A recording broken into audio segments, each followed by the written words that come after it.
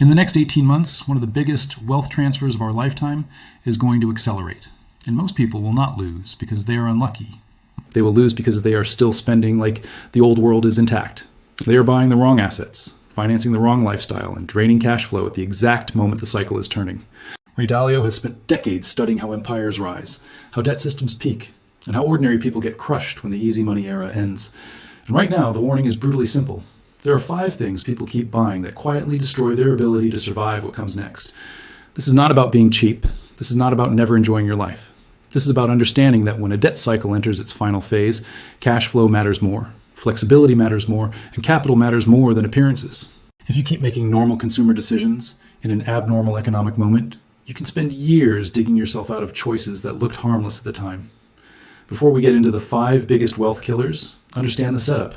The average person waits for the crisis to become obvious. They wait until layoffs begin, until asset prices crack, until credit tightens, until inflation or recession makes the pain impossible to ignore.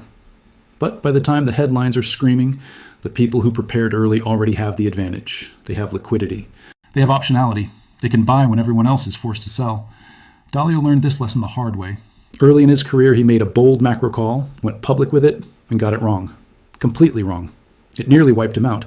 That experience changed the way he thinks. He stopped relying on certainty and started studying repeating patterns. Not opinions, not emotion. Patterns. The same debt dynamics. The same human mistakes. The same financial traps showing up again and again across countries, decades, and generations. And when you study those patterns, one truth becomes impossible to ignore. Most people do not get destroyed by one dramatic mistake. They get destroyed by 5 ordinary habits that feel normal while the economy is stable and become lethal once the cycle shifts. The first one is the car trap. Most people think a car is just transportation. It is not. A new car is one of the fastest legal ways to light money on fire and call it responsibility. The moment you drive it off the lot, a chunk of your capital evaporates. Not later, instantly. Then the depreciation keeps working against you month after month while the loan payment keeps hitting your bank account like nothing happened. That is where the damage really begins. Because people do not just buy a depreciating asset, they finance it. They borrow at high rates to purchase something that is dropping in value every year. So now they have a double loss. The asset is shrinking, the interest expense is growing, and if the economy tightens, they're stuck with a payment on an asset worth less than the debt attached to it. That is not wealth building, that is reverse compounding. This is one of the cleanest examples of how middle-class cash flow gets silently destroyed. The person feels successful because the car is new, the seats smell expensive, the screen is bigger, the badge looks impressive, but the math underneath the image is brutal. Every extra dollar sent into that loan is a dollar not going into productive assets. A dollar not invested, a dollar not compounding, a dollar your future self never gets back. And this is where the psychology matters. People tell themselves the car is deserved. They work hard. They want reliability. They want to enjoy what they earn. Fair enough. But there is a massive difference between reliability and vanity. A lightly used, well-maintained vehicle can solve the transportation problem without destroying your financial flexibility. A 3-year-old car can do the job just fine. It gets you from point A to point B while leaving capital free for the things that actually move your net worth. That difference matters more than people realize, because the money you save is not just money saved, it is capital preserved for the next opportunity. And when the cycle turns, preserved capital becomes power. The second wealth killer is overbuying the house. This one is dangerous because society treats it like maturity. People are told bigger is better. Stretch now because prices always go up. Buy the maximum the bank approves because you can grow into it. But the bank is not designing your future. The bank is designing its own income stream. If someone approves you for more than you need, that does not mean you should take it. It means the system is perfectly happy to lock you into decades of payments. A house can be useful. A house can be necessary.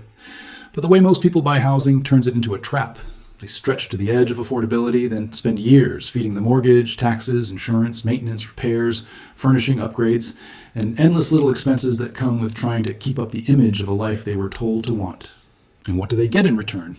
Less flexibility, less investing power, less ability to handle shocks, less freedom to move when opportunities appear. They become prisoners of a payment.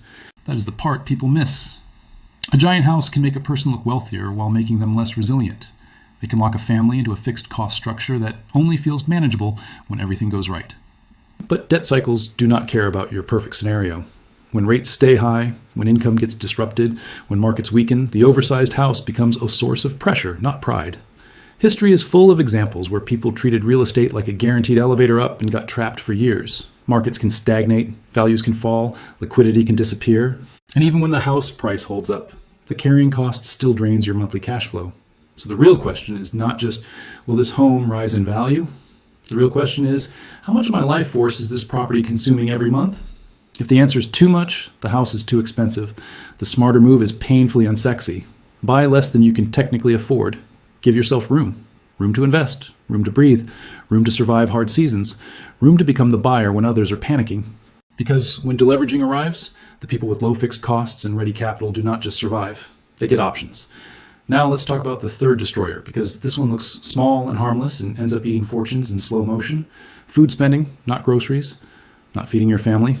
Convenience spending, constant takeout, daily coffees, delivery apps, random snacks. Lunches bought because cooking feels inconvenient. Dinners ordered because no one planned ahead. Small purchases that feel too tiny to matter and become monstrous once you total them across months and years.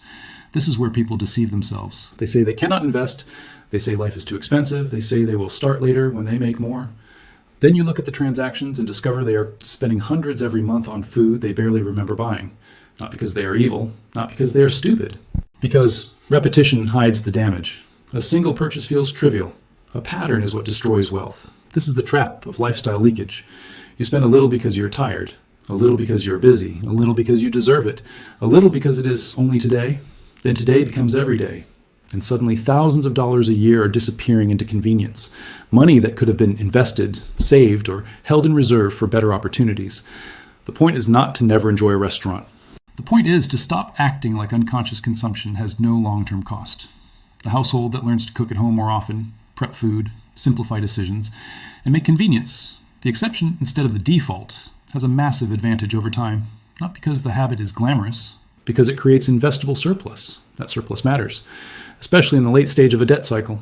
Because the person who still has a monthly margin when life gets more expensive is not playing the same game as the person who already spent every spare dollar before the pressure even arrived. And here is the question people hate asking themselves. How much of your financial stress is actually caused by low income, and how much is caused by money leaving your account in dozens of invisible ways you stop noticing? That question alone can change everything. The fourth wealth killer goes even deeper. Status spending. This one is poison, because it does not look like poison. It looks like aspiration. It looks like upgrading your life. It looks like rewarding yourself. But underneath it is one of the oldest traps in the world, trying to look successful before you're financially secure. The system loves this. Advertising loves this. Social media is built on this. Everyone is encouraged to perform prosperity, nicer watch, better phone, more expensive clothes, trendier lifestyle, a constant cycle of upgrades that gives you a short emotional lift and leaves your balance sheet weaker every time. Here's the uncomfortable truth. Most status purchases are not about utility. They are about insecurity. They are bought to signal taste, success, relevance, or progress to people who are not paying your bills and will not be there when the cycle turns against you. And that is why this trap is so destructive. Because it turns your money into theater. You are not just buying an object. You are buying approval. You are renting an identity. And the rental fee never ends, because trends do not stop. There's always a new version, a better version, a more impressive version. So the spender gets trapped in a loop where enough is never enough. Meanwhile, the person quietly building real wealth often looks less impressive in the short term. They repeat outfits. They keep their phone longer. They buy quality when needed and ignore noise when it is not. They do not confuse visible consumption with progress. They understand that true financial strength is often invisible long before it becomes undeniable. That mindset is everything. Because when the market resets, when credit conditions tighten, when businesses go on sale, when assets get repriced, nobody is rewarded for having looked rich 2 years earlier. The reward goes to the person who kept their capital intact. So ask yourself something honestly. Are you buying what is useful, or are you buying what helps you feel temporarily larger in the eyes of other people? Because those are not the same thing. And one of them compounds while the other one consumes you. The fifth and final destroyer is the silent leak most people never even audit. Subscriptions, recurring charges, automatic payments, services you forgot about, apps you used once, memberships you swore you would start using next month, streaming platforms you barely open, premium features you do not need. Tiny monthly leaks that feel too small to deserve attention and become devastating because they never stop. This is the most invisible form of waste because it is automated. You do not feel the purchase the way you feel handing over cash. It just leaves your account quietly. Again and again. And because it is fragmented, it never looks serious until you gather it all in one place and realize how much of your income is being siphoned off by convenience fees and abandoned intentions. That is what subscriptions really are in many cases. A tax on disorganization, a penalty for not paying attention, one forgotten membership is annoying. 10 of them create drag on your whole financial life.